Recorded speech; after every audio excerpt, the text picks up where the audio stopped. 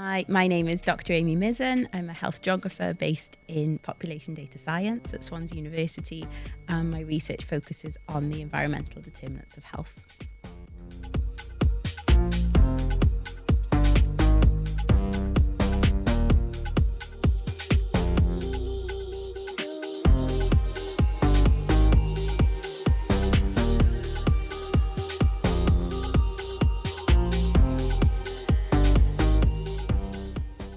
So there's lots of different projects using the data set at the moment, but to give you a specific example, I have a fellowship which is funded by Health and Care Research Wales, and I'm looking at the impact of the built environment on adolescent mental health. So things like their exposure to pollution and their access to green space, and how those things might have an impact on teenagers' mental health.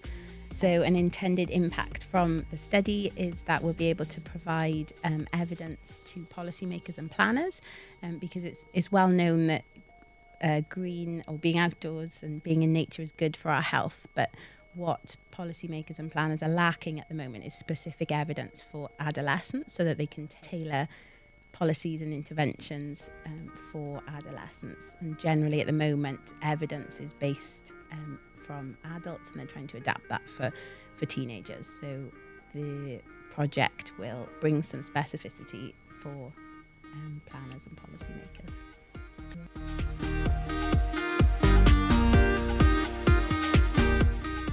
So there's lots of different options. I think the most obvious thing is that to link it with different subgroups of the population, and like I said earlier, kind of beginning to dig in a bit more of what works for whom. So again, to take green space as an example, we know that being outdoors is good for our health, but there's emerging evidence saying now that different subgroups of the population benefit in different ways. So for example, older people, from a mental health perspective, may benefit from more tranquil, biodiverse green spaces, whereas if you then look at subgroups of children, for example, they want somewhere to be physically active and run around and have lots of fun. So it's digging into more about the qualities of green spaces and perhaps the facilities that are available in there, and then taking that evidence to planners and policymakers so that they can make these informed choices of where they might need to invest specific features for green spaces.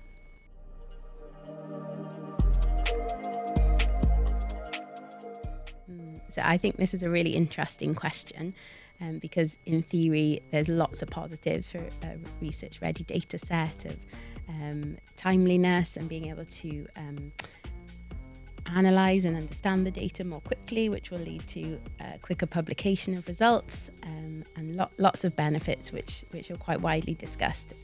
Something I would say about when you're using a research-ready data set is that you're not the one who's curated the data set, that we really understand what the data is telling us, and almost more importantly, what the data can't tell us.